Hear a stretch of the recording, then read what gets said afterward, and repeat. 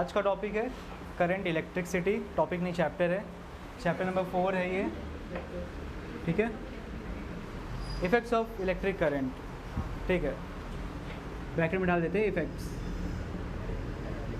So current electricity के बारे में आपने थोड़ा बहुत पढ़ा है क्लास 8th में, फिर पढ़ा है क्लास 9th में, फिर अब यहाँ आप इनके इफ़ेक्ट्स देखने वाले हो, इनके वजह से क्या क्या होता है। और देखो इस चैप्टर में आप 3 चीज़ सीखने वाले हो मोस्टली। पहला, एनर्जी ट्रांसफ़र इन इलेक्ट्रिक करंट, करंट का सिंबल है आई, इसलिए मैंने आई लिखा। सो एनर्जी ट्रांसफ़र कैसे होता है, क्या सर्किट है, ठीक है सर्किट, बस गलती से हो गया, इंसान से ही गलती होती है ना, इसी उम्र में गलती होती है ना। फिर देखो heating effects of electric current, इसका हीटिंग का इफ़ेक्ट हम देखेंगे। फिर magnetic effects of electric current, इसका मैग्नेटिक इफ़ेक्ट देखेंगे। और एक चीज़ याद रख लो कि जहाँ पे इलेक्ट्रिक करंट होगा वहाँ पे प्रॉपर्टी ऑफ मैग्नेटिज्म भी एग्जिस्ट करेगा। जहाँ पे इलेक्ट्रिसिटी होगा वहाँ पे प्रॉपर्टी ऑफ मैग्नेटिज्म को एग्जिस्ट करना ही करना है। इलेक्ट्रिक करंट है तो मैग्नेटिज्म होगा, मैग्नेटिज्म होगा तो इलेक्ट्रिक करंट होगा, दोनों एक दूसरे के बिना नहीं रह सकते। तो अब इसका अगर कोई एग्जांपल मैं दूँ, बेस्ट एग्जांपल है आपका इलेक्ट्रिक मोटर, जो कि आप पढ़ोगे आगे। इलेक्ट्रिक मोटर में क्या होता है कि जब उसके अंदर इलेक्ट्रिक करंट को डाला जाता है तो वो घूमता है मोटर, और इलेक्ट्रिक फील्ड मतलब एक इलेक्ट्रिकल वायर है, मोटर के अंदर कॉपर वायर रहता है, उसके आसपास इलेक्ट्रिकल फील्ड क्रिएट हो जाती है ऐसे सर्कुलर मैनर में, और वो मेटालिक चीज़ों को अट्रैक्ट भी करती है। फिर एक एग्जांपल लेते हैं हम लोग मैग्नेटिज्म से इलेक्ट्रिक करंट पे आने का। जनरेटर शादी में जो यूज़ होता है, उसको आप पेट्रोल दे रहे हो, डीजल दे रहे हो, डीजल होता है शायद ना, डीजल। तो डीजल आपने दिया जनरेटर को, जनरेटर डीजल के हेल्प से रोटेट हो रहा है, ठीक है। उसका जो एक्सेल है, ये पाइप जो होता है ना निकला हुआ, वो रोटेट हो रहा है। अब वो रोटेट होने की वजह से देखो उसके आजू बाजू मैग्नेट्स होते हैं, और यहाँ पे आसपास मैग्नेटिक फील्ड है, और जब ये उसी मैग्नेटिक फील्ड में रोटेट होता है तो ये रोटेशन की वजह से इलेक्ट्रिक करंट जनरेट होता है। एक ऐसे ही मैंने बचपन में एक्सपेरिमेंट किया था, और बहुत मैं शॉक्ड हुआ था उस टाइम पे। मैं ना बहुत एक्सपेरिमेंट करता था फिज़िक्स से रिलेटेड, और मुझे बचपन से बहुत चढ़ता था कि मैं साइंटिस्ट बनूंगा। तो क्लास 3 से, हाँ क्लास 3rd से मैं क्या करता था, मेरे पास जितने भी टॉयज़ थे सबको तोड़ा, निकाला, उसके अंदर से मोटर निकाला, और उस रेसिस्टर से सब कुछ जो होते थे उसके अंदर के मदरबोर्ड सब कुछ, वो सब कुछ निकालता था मैं। फिर वो मोटर को क्या करता था, मोटर को लेता था, थर्मोकोल बनाता था बोर्ड के शेप में, और उसके पीछे मोटर को लगाता था और बोर्ड बनाने की कोशिश करता था, लेकिन बोट डूब जाती थी। बहुत बार कोशिश किया लेकिन बोट बार बार डूबती थी। तो बस ऐसे ही एक बार मोटर को मैं चला रहा था, मतलब उसमें क्या किया मैंने, मोटर में बस उल्टा सीधा हरकतें जो होती ना वही कर रहा था मैं। ये मोटर है आपका, मोटर को मैंने कनेक्ट कर दिया एक छोटे से बल्ब में, उस टाइम पे आता था बल्ब, अभी पता नहीं मिलता है कि नहीं मिलता, वो बहुत छोटा सा बल्ब, इत्तू सा बल्ब होता था, इत्तू सा, ठीक है। अरे एक बताओ, एक चीज़ बताओ जो मैंने कभी किसी को बताया नहीं है। उस टाइम पे ना ऑटो रिक्शा जो होता था ना डिजिटल नहीं होता था, जो फेयर मीटर होता था ना, फेयर मीटर, 2011 की बात कर रहा हूँ, जब मैं 3rd में था। तो ऑटो रिक्शा का जो फेयर का मीटर होता था वहाँ पे ना छोटे से बल्ब लगे हुए होते थे। मैं नीचे उतरता था, ऑटो रिक्शे में बैठता था और बल्ब निकाल लेता था एक्सपेरिमेंट करने के लिए। ऐसे मैंने 8-10 ऑटो के बल्ब निकाले हैं ठीक है, सुनो। फिर ये बल्ब मैं लाके यहाँ पे कनेक्ट किया, अब मैंने इसको यहाँ पकड़ के बहुत ज़ोर से रोटेट किया, बस ऐसे ही बैठा हुआ था भाई, एक्सपेरिमेंट तो मेरा सक्सेस हो नहीं रहा है बोट वाला, कुछ भी ऐसे किए जा रहा हूँ। मैं इसको बहुत ज़ोर से रोटेट किया, बहुत ज़ोर से रोटेट किया। मैं देखा कि भाई इधर लाइट जलने लगा। मैं बोला इधर तो कुछ है भी नहीं, इलेक्ट्रिक सोर्स भी नहीं है, जल कैसे रहा है लाइट। बट अनफॉर्चुनेटली ये मैं पहला नहीं था करने वाला, इसका इन्वेंशन हो चुका था। तो जो आपका जनरेटर चलता है उसमें सेम यही फंक्शन होता है कि उसको एक्सटर्नल कोई सोर्स मिलता है जो उसको घुमाता है, और उसके घूमने की वजह से आपकी शादी धूमधाम से हो जाती है। सो आते हैं मेन टॉपिक पे। अभी यहाँ पे बोला है कैन यू रिकॉल, ठीक है। How do we decide that a given material is a good conductor of electricity और इज़ एन इंसुलेटर। कैसे डिसाइड करते हैं कि भाई दिया हुआ जो चीज़ है वो इंसुलेटर है या गुड कंडक्टर ऑफ इलेक्ट्रिसिटी है। क्या रेसिस्टेंस कम है, ठीक है, बोल सकते हो रेसिस्टेंस कम है। अब ये तो कोई आंसर मत देना कि उसे छू के देखेंगे लगा के। करंट लगता है तो फिर वो गुड कंडक्टर है, करंट नहीं लगता तो बैड कंडक्टर है। बहुत सारे एक्सपेरिमेंट्स आप कर सकते हो। टेस्टर हो गया, अगर सपोज़ टेस्टर नहीं है आपके पास तो ऐसे कोई इक्विपमेंट्स आप छोटे मोटे उसके ज़रिए लगा सकते हो जिससे आपको मालूम पड़े कि भाई अगर इक्विपमेंट चलता है तो मतलब करंट फ्लो हो रहा है, इक्विपमेंट नहीं चल रहा मतलब करंट फ्लो नहीं हो रहा है। स्क्रू ड्राइवर नहीं होता, टेस्टर होता है वो। देखो स्क्रू ड्राइवर से कैसे मालूम पड़ेगा कि करंट इलेक्ट्रिसिटी बह रहा है कि नहीं बह रहा है। बोलेगा उसमें लाइट जलेगा तो वो टेस्टर हो जाएगा। आगे देखो, अभी आपको पता है जो आयरन होता है, आयरन देखो यहाँ पे, iron is a conductor of electricity, but when we pick up a piece of iron resting on a ground, why don't we get a electric shock. पता है iron is a good conductor of electricity, but iron को जब आप उठाते हो, ये यहाँ पे आयरन है, मैंने इसको टच किया, मुझे करंट नहीं लगा। तो करंट होता क्या है, आपने 9th में पढ़ा है ना। ये अगर एक आयरन रॉड है, इसमें इलेक्ट्रॉन्स बिखरे हुए हैं यहाँ वहाँ, ठीक है। बाद में आप क्या करते हो, यहाँ पे पोटेंशियल डिफरेंस अप्लाई करते हो किसी सोर्स से, ठीक है। पोटेंशियल डिफरेंस आपने अप्लाई किया तो ये इलेक्ट्रॉन्स एक लाइन में आते हैं और फ्लो होते हैं, और फ्लो होते हैं मतलब यहाँ से इस तरीके से डायरेक्शन इलेक्ट्रॉन्स का होता है, और करंट का डायरेक्शन इस तरीके से कुछ होता है। इलेक्ट्रॉन्स नेगेटिव टू पॉजिटिव जाते हैं, मैं इनके अंदर के इलेक्ट्रॉन्स की बात कर रहा हूँ, ठीक है। तो यहाँ पे आपका करंट का इलेक्ट्रॉन्स का यहाँ पे फ्लो हो गया, इलेक्ट्रॉन्स आपका फ्लो हो रहा है इसके अंदर। तो आपने जब इलेक्ट्रॉन्स का मूवमेंट इसके अंदर कराया तो इसके अंदर इलेक्ट्रिक करंट जनरेट हुआ, ठीक है। और इलेक्ट्रिक करंट कब जनरेट हुआ, जब आपने यहाँ पे पोटेंशियल डिफरेंस अप्लाई किया। कभी आपने रिमोट की बैटरी या रिमोट कंट्रोल कार की बैटरी निकाला होगा तो आपको दिखा होगा उस पर लिखा होता है 1.5 E, मतलब 1.5 वोल्टेज है।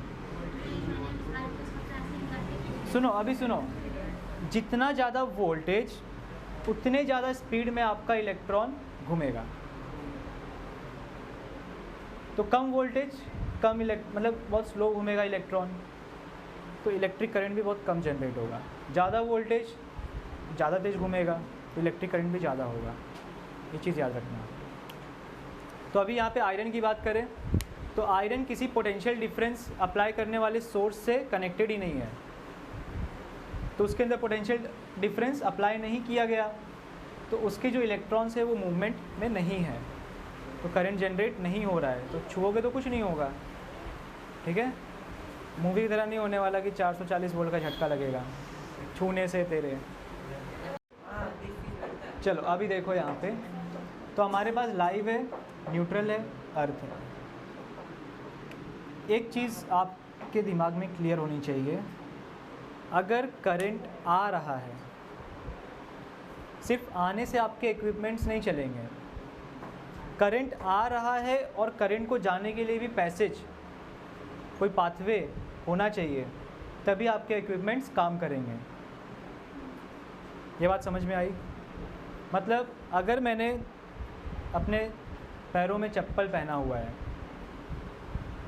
रबर का चप्पल या प्लास्टिक का, और मैं जाके लाइव वायर को टच कर लेता हूँ, इलेक्ट्रॉन्स मेरे अंदर एंटर हो गए, बट मेरे अंदर ही फ्लो होते रहेंगे। नहीं लगेगा झटका मुझे, क्योंकि इलेक्ट्रॉन मेरे अंदर आए तो उनको जाने के लिए भी रास्ता मिलना चाहिए कहीं से। जाए कहाँ से?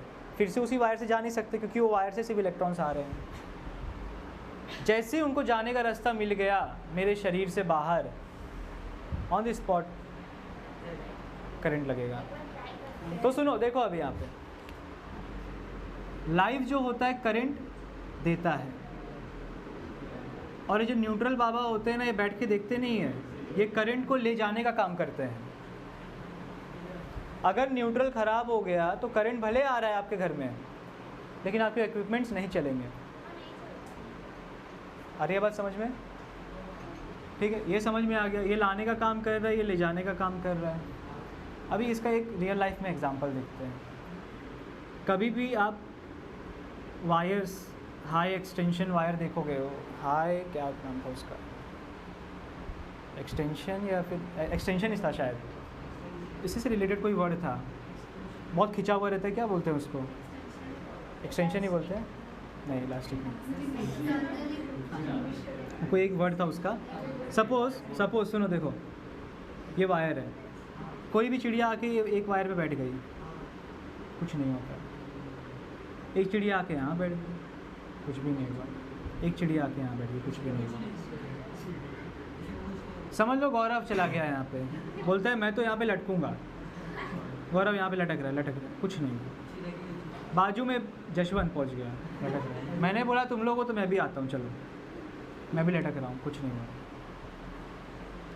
फिर यहाँ पे क्या हुआ अभी अचानक से, सपोज़ ये जो आपका वायर है, ये लाइव वायर है, क्या लाइव वायर है, करंट जा रहा है। सपोज़ ये भी लाइव वायर है, करंट जा रहा है, इधर से भी करंट जा रहा है, इधर से भी करंट जा रहा है। आपने इसको टच किया तो आपके अंदर इलेक्ट्रॉन्स एंटर हुए, बट आपके अंदर से इलेक्ट्रॉन फिर कहीं जा नहीं पाएंगे, आपको करंट नहीं लगने वाला। सपोज़ मैं यहाँ पे बहुत खुशी से नाच रहा हूँ, झूल रहा हूँ, मैंने जशवंत, इधर गौरव था ना, हाँ, मैंने गौरव को बोला गौरव चल हैंडशेक करते हैं, ठीक है, ज़िंदगी का आखिरी हैंडशेक होगा वो, और उसी हैंडशेक पे हम चिपक जाएंगे। तो इन्होंने हाथ, मैंने हाथ बढ़ाया, इन्होंने हाथ बढ़ाया, हैंडशेक हो गया, और हम लोग उसी समय स्वाहा हो गए। क्यों? यहाँ से करंट आ रहा है, गौरव के अंदर गया, इन करंट को जाने का मौका नहीं मिल रहा है। करंट आ रहा है, अब ये न्यूट्रल का काम क्या होता है, ये करंट को ले जाएगा, लेके जा रहा है। जैसे ही मैंने गौरव का हाथ टच किया, गौरव के अंदर का करंट मेरे अंदर पहुंचा और मेरे थ्रू पास हुआ, मतलब मैंने सर्किट कंप्लीट करवा दिया, और इससे हम दोनों बन गए एक प्यारा सा कंडक्टर, और हमारी उड़ गई धज्जियाँ। सेम होता है बर्ड्स के साथ भी, इनके बीच में दरार नहीं होनी चाहिए, तो ये बोलते हैं कि हम दोनों साथ में रहेंगे। तो कभी कभी कुछ ज़्यादा ही नज़दीक आने लगते हैं, वायर पे रहने के बावजूद भी मर जाते हैं बेचारे। लेकिन अगर यही उठ के यहाँ पे आ जाए तो कुछ नहीं होगा। जब तक आपका चिड़िया एक वायर पे टच है एट द सेम टाइम, एक टाइम पे एक वायर पे टच है, या तो लाइव या तो न्यूट्रल, तब तक कुछ नहीं होगा। अगर एक टाइम पे लाइव और न्यूट्रल दोनों पे टच हो गया, तब वहीं पे स्वाहा। मतलब जब 15,000 वोल्ट का करंट बहता है वहाँ पे ट्रेन के वायर्स में, उस पर भी जाके अगर आप लटकोगे कुछ नहीं होगा आपको, जब तक कि आप ट्रेन के छत पे नहीं खड़े हो। ठीक है, तो ये चीज़ क्लियर हो गई। चलो अब तो समझ में आ गया होगा इसका और इसके बीच का रिलेशन।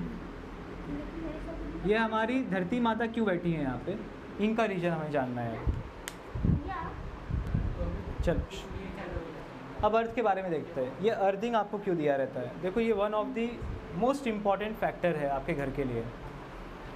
ये घर में अगर आपके नहीं है तो चांसेस बहुत ज़्यादा हाई है कि आपके घर का किसी न किसी व्यक्ति को शॉक लगेगा, अगर अर्थ नहीं है तो। अब ये करता क्या है, देखो सपोज़ आपके घर पे रेफ्रिजरेटर है, रेफ्रिजरेटर का कुछ पार्ट बॉडी का जो होता है मेटालिक होता है, या फिर आप प्रेस कर रहे हो, आयरन कपड़ों को कर रहे हो, उसका भी कुछ पार्ट होते हैं मेटालिक होते हैं। तो होता क्या है कि लाइव वायर से करंट अंदर आया। कभी कभी इक्विपमेंट्स बहुत ज़्यादा पुराने होने के वजह से होता क्या है, उनके वायर्स फ्रिक्शन की वजह से घिस जाते हैं, उनकी इंसुलेशन निकल जाती है और वायर एक्सपोज हो जाता है। जैसे उसके अंदर का जो कॉपर है वो एक्सपोज हो गया। अगर समझ लो वही वायर जिस इक्विपमेंट के अंदर है वो इक्विपमेंट के बॉडी से टच हो गया, तो करंट जो है वो इक्विपमेंट के पूरे बॉडी में फैल जाएगा, साथ साथ में वायर में तो जाएगा ही जाएगा कुछ अमाउंट ऑफ करंट। अब जो करंट वायर में से जा रहा है वो तो न्यूट्रल से निकल जाएगा, फिर से सर्किट पूरा हो गया। लेकिन ये जो इलेक्ट्रॉन्स अभी आए इसके बॉडी पे, वो कैसे जाएंगे? वो तो इधर इसके सरफेस पे ही रहेंगे। तो क्या होगा, अब आप आए फ्रिज खोलने के लिए, मेटेलिक बॉडी है फ्रिज का, आपका हाथ टच हुआ, आपने पैर में कुछ नहीं पहना है, तो यहाँ से इलेक्ट्रॉन फ्लो हुआ हाथ में और ज़मीन पे सर्किट पूरा हो गया और आप शिकार हो गए। आई बात समझ में? तो अर्थिंग क्या करता है, अर्थिंग आपके इक्विपमेंट से कनेक्टेड रहता है, आपके इक्विपमेंट के बॉडी से वो वायर कनेक्टेड रहता है। और अगर बाई चांस कोई भी electron, extra amount of electron या कोई भी इलेक्ट्रॉन ही यार बार बार पता नहीं कोई भी निकल रहा है, आपके फ्रिज के बॉडी पे, रेफ्रिजरेटर के बॉडी पे या इक्विपमेंट के बॉडी पे आता है, तो वो इलेक्ट्रॉन ये वायर के ज़रिए अर्थ में चला जाएगा। मतलब अब ये इलेक्ट्रॉन जो है इसके ऊपर इधर आया, जाने का भी रास्ता हमने दे दिया, सर्किट पूरा हो गया। लेकिन अब यहाँ पे आप सोचोगे ठीक है शॉक नहीं लगेगा, एक डाउट आना चाहिए आपके मन में। अगर हम लोग टच करते हैं, इलेक्ट्रॉन तो अभी भी इसके अंदर से फ्लो हो रहा है, तो हम टच करेंगे तो हमारे अंदर भी तो इलेक्ट्रॉन आएगा ना, वो कुछ अमाउंट ऑफ इलेक्ट्रॉन हमारे अंदर आएगा और सर्किट पूरा करेगा, हमें भी शॉक लगेगा? नहीं लगेगा। रीज़न क्या है, हमारे बॉडी का जो रेसिस्टेंस है ह्यूमन बॉडी का और जो अर्थ का है, अगर उसको कंपेयर करने आप जाओगे तो हमारे बॉडी का रेसिस्टेंस 1 लाख टाइम ज़्यादा है एज़ कंपेयर टू अर्थ। हमारे बॉडी का रेसिस्टेंस अर्थ के कंपैरिजन में 1 लाख टाइम ज़्यादा है। जहाँ पे रेसिस्टेंस ज़्यादा होगा वहाँ पे इलेक्ट्रॉन फ्लो करेंगे, या फिर जहाँ पे रेसिस्टेंस कम होगा, तो 1 लाख टाइम्स अर्थ का कम है हमसे, तो सीधी सी बात है इलेक्ट्रॉन कहाँ जाएंगे भाई? अर्थ की तरफ चलो। इनको मतलब है खाली भाई हमको कहीं ना कहीं जाना है, रास्ता मिलना चाहिए, आसान रास्ता मिलना चाहिए। तो अब अगर आप टच करते हो तो भी आपको कुछ नहीं होगा, और यही अगर अर्थिंग नहीं होती, टच करते स्वाहा। लेकिन ये मत समझो कि आपके स्विच में 3 होल दिख रहे हैं तो मतलब अर्थ है। गधो, ये तो कंपनी ने आपको मैन्युफैक्चर करके दिया है ना, उसके अंदर होल है। आपको क्या मालूम कि उसके अंदर वो वायरिंग की गई है कि नहीं की गई है, अर्थ की वायर है कि नहीं है, कनेक्टेड है कि नहीं है। इसको भी चेक करने के काफ़ी सिंपल तरीके होते हैं। जैसे अगर किसी के घर पे ड्रिलिंग मशीन है, देखो ट्राई मत करना, पहले बता दे रहा हूँ, क्योंकि आप लोग ट्राई पहले करते हो तो कुछ उल्टा सीधा कर देते हो। या फिर इलेक्ट्रिशियन को बुलाओगे तो वो लोग सिंपली क्या करते हैं पता है, आपके लाइव वायर में एक वायर डालेंगे और एक वायर अर्थ में डालेंगे, स्विच को चालू करेंगे। ड्रिल मशीन चालू हुआ इसका मतलब इसमें अर्थिंग है, ड्रिल मशीन चालू नहीं हुई तो अर्थिंग नहीं है।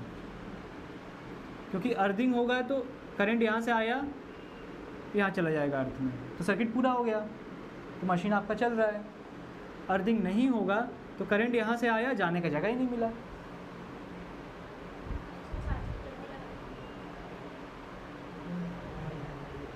ठीक है, टेढ़ा लगाती है, वेरी गुड। तो कभी भी ऐसा डाउट रहे, पहली बात तो आपके कुछ ऐसे इक्विपमेंट्स होते हैं, जैसे आपके पीसी हो गया, आपका आयरन हो गया और आपका फ्रिज हो गया।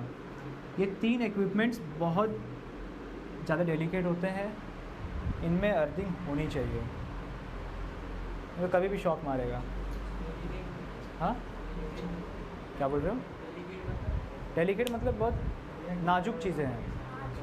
इनके काफ़ी सारे पार्ट्स जो होते हैं आयरन से बने हुए होते हैं, मेटल से बने हुए होते हैं, जो कि गुड कंडक्टर ऑफ इलेक्ट्रिसिटी है। तो यहाँ पे आपको करंट लग सकता है। अब थोड़ा सा हम लोग फेजेस के बारे में जान लेते हैं, ये भी बेसिक्स के अंदर ही आ रहा है आपके। तो फेजेस देखते हैं। फॉर एग्ज़ाम्पल मैंने एक प्यारा सा घर बनाया अपने लिए,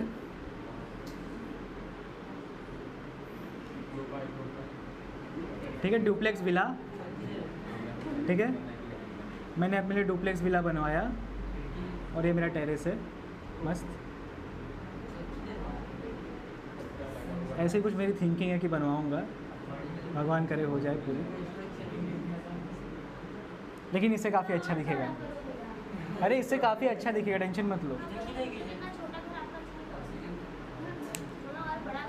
चलो देखो देखो अभी, अब ये ग्राउंड फ्लोर हो गया, कुछ लोग यहाँ पे रहेंगे, 3-4 रूम तो यहाँ पे होगा, 3-4 रूम ऊपर होगा, कुछ लोग यहाँ पर भी रहेंगे, बड़ी फैमिली होगी ना, जॉइंट फैमिली।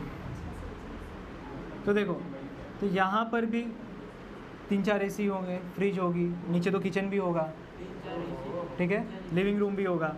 तो यहाँ पे बहुत ज़्यादा लोड पड़ेगा। सपोज़ बाहर से एक वायर आ रहा है जो कि मुझे करंट दे रहा है, और एग्जांपल ले लो, इसी वायर को मैंने कनेक्ट कर दिया हूँ फर्स्ट फ्लोर से भी, वही इसी वायर से मुझे यहाँ से भी करंट मिल रहा है, यहाँ पर भी। समझो इसकी कैपेसिटी है 100 एम्पियर की, और मेरा जो ग्राउंड फ्लोर वाला रूम्स है वो अकेला ही 80 एम्पियर खा जा रहा है, और ऊपर वाले को भी सबको अगर चलाऊँ तो ये भी 80 खा जाएगा। तो टोटल मेरे पास हो जाएगा कितना, 160 एम्पियर, बट एक बंदे की कैपेसिटी कितनी है, 100। तो अब देखो, मैं एक ही लाइव वायर से अपने घर के अंदर बिजली ले रहा हूँ, तो मेरा घर क्या हो गया, सिंगल फेस। बहुत ही बेसिक लेवल पे समझा रहा हूँ। अब मैंने बोला यार मेरे घर में बहुत ज़्यादा इक्विपमेंट्स है, तो मैं क्या करता हूँ, बाहर से दूसरे फेस से वायर ले लेता हूँ, ठीक है, जो आपका वो होता है, क्या बोलते हैं, जहाँ से लाइट आती है, वो खंबा लगा होता है, क्या बोलते हैं यार उसको, नाम भी तो मेरे को नहीं याद आता। ट्रांसफार्मर भी उसके आसपास ही होता है। देखो, तो मैंने दूसरा वायर ले लिया, दूसरा लाइव वायर अपने फर्स्ट फ्लोर पे जुड़वा लिया। तो मैं बोलूँगा भाई मेरे घर में 2 फेस है, चलाओ जितना चलाना है, ठीक है, चलाओ आराम से जितना चलाना है। रुको ना, थोड़ा रुक जाओ ना, अभी रिकॉर्ड कर रहा हूँ तो थोड़ा बीच में कम बोलो। तो अब यहाँ पे मेरे पास कितना हो गया, 100 और 100, मेरे घर की कैपेसिटी हो गई 200 एम्पियर की, और मैं यूज़ कर रहा हूँ 160, मतलब और भी लोड में दे सकता हूँ बाद में। तो ये था आपका फेस का जुगाड़। तो आपके घर में 1 फेस हो सकता है, 2 फेस हो सकता है, 3 फेस हो सकता है, लेकिन न्यूट्रल हमेशा एक ही होगा, जाने के लिए एक काफ़ी है, न्यूट्रल हमेशा एक ही होगा, उससे ज़्यादा नहीं। अर्थिंग भी एक ही होगा, ठीक है। कुछ लोग क्या करते हैं, अर्थिंग घर से निकाल के घर के पीछे लगवा देते हैं, या फिर गवर्नमेंट की अर्थिंग आती है, गवर्नमेंट का लाइव और न्यूट्रल और वो आता है ज़मीन के नीचे से, तो वहाँ से वो लोग लेते हैं, यहाँ से लाइव ले लिया, यहाँ से न्यूट्रल ले लिया, यहाँ से अर्थिंग ले लिया, काम बन गया उनका। गांव में मैंने बहुत बार पहले डाला था, 10-12 साल पहले, घर के पीछे जाके ना अर्थिंग में डालते थे, वो नमक डालते थे और पानी डालते थे। मैं बोलता था यार ये क्या हो क्या रहा, मुझे समझ नहीं आ रहा, करते क्यों है यहाँ पे ये सब चीज़ें। इनसे कुछ पूछो तो बोलेंगे करंट आ रहा है, करंट आ रहा है, उसके पास मत जाना। मैं बोला करंट आ रहा है, मुझे भी मालूम है करंट आ रहा है, लेकिन इसमें एक्चुअल में होता क्या है ये तो समझाओ। किसी ने नहीं समझाया, अब जाके क्लियर हुआ था मेरा। तो फेस समझा आपको, अब क्लियर होगा आपका फेस, चेहरा नहीं, फेस, फेस नहीं, फेस।